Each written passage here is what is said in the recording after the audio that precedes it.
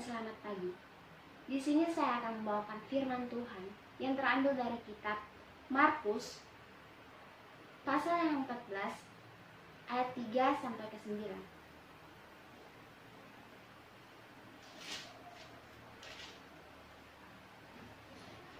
Teman-teman sekalian, di sini kita akan membacakan firman Tuhan kita. Markus pasal 14 ayatnya yang ketiga sampai ke 9. Ketika Yesus berada di Betania, di rumah Simon si kusta, dan sedang duduk makan, datanglah seorang perempuan membawa suatu buli-buli pualam berisi minyak narwastu murni yang mahal harganya. Setelah dipecahkannya leher buli-buli itu, dicurahkannya minyak itu ke atas kepala Yesus. Ada orang yang menjadi gusar dan berkata seorang kepada yang lain, "Untuk apa pemborosan minyak narwastu itu? Sebab minyak ini dapat dijual 300 dinar lebih dan uangnya dapat diberikan kepada orang-orang miskin." Lalu mereka memarahi perempuan itu, tetapi Yesus berkata, "Biarkanlah dia. Mengapa kamu menyusahkan dia? Dia telah melakukan suatu perbuatan yang baik padaku. Karena orang-orang miskin selalu ada padamu, dan kamu dapat menolong mereka bila mana kamu menghendakinya, tetapi aku tidak akan selalu bersama-sama kamu. Ia telah melakukan apa yang dapat dilakukannya. Tubuh kita telah diminyakinya sebagai persiapan untuk penguburanku. Aku berkata kepadamu, sesungguhnya di mana saja Injil diberitakan di seluruh dunia, apa yang dilakukannya ini akan disebut juga." Sekian jauh pemberitaan firman kita pada pagi hari ini, teman-teman, yang terambil dalam Markus 14 ayatnya yang ketiga sampai yang ke-9.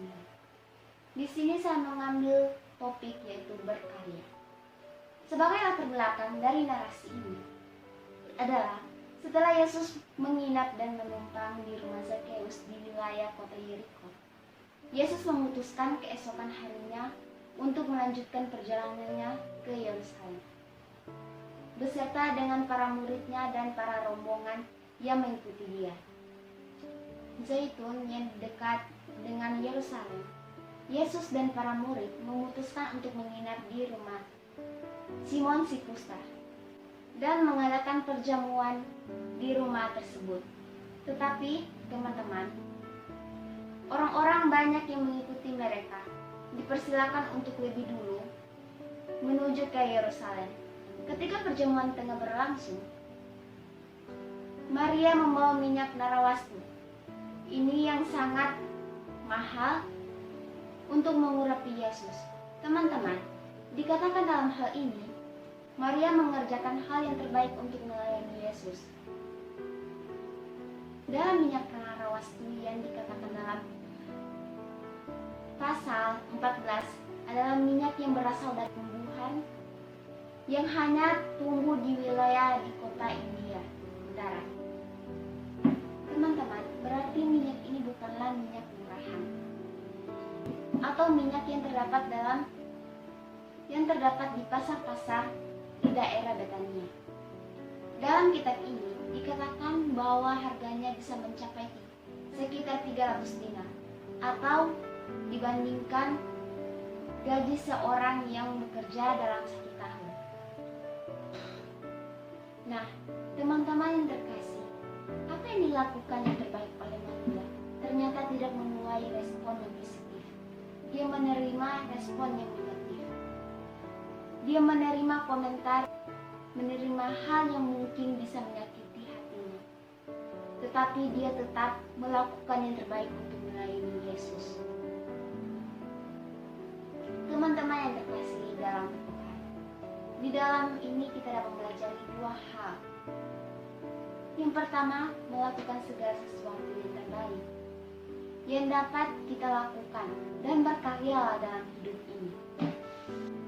Maria memberikan yang terbaik kepada Yesus untuk melayani dia. Hendaknya kita sebagai orang-orang percaya, hidup kita bisa menjadi berkat bagi orang banyak, bergaya bagi lingkungan sekitar kita. seperti kepada Bapak sebagai kepala rumah tangga. Hal terbaik apa yang kita dapat lakukan untuk membahagiakan keluarga kita masing-masing? Hal terbaik apa yang dapat kita lakukan untuk keluarga kita, terutama papa, mama, kakak, dan adik? Hal apa yang untuk membahagiakan keluarga kita masing-masing? Membahagiakan kedua orang tua kita. Jika kita memiliki cita-cita yang luar biasa, jangan lakukan hal-hal yang sia-sia hanya untuk melakukan hal yang tidak berguna seperti game online, berjudi, minuman keras, narkoba, dan lain sebagainya. Untuk para pelayan Tuhan atau hamba-hamba Tuhan, kalau bisa berkarya bagi gereja, lakukanlah hal itu. Kalau kita bisa melakukannya yang terbaik bagi gereja ini, bagi pelayanan, lakukanlah hal itu supaya nama Tuhan yang dimuliakan. Teman-teman yang terkasih dalam Tuhan, itulah hal yang pertama. Dan kita masuki dalam hal yang kedua. Berkarya pasti ada orang yang berusaha untuk mengkritik hasil karya kita.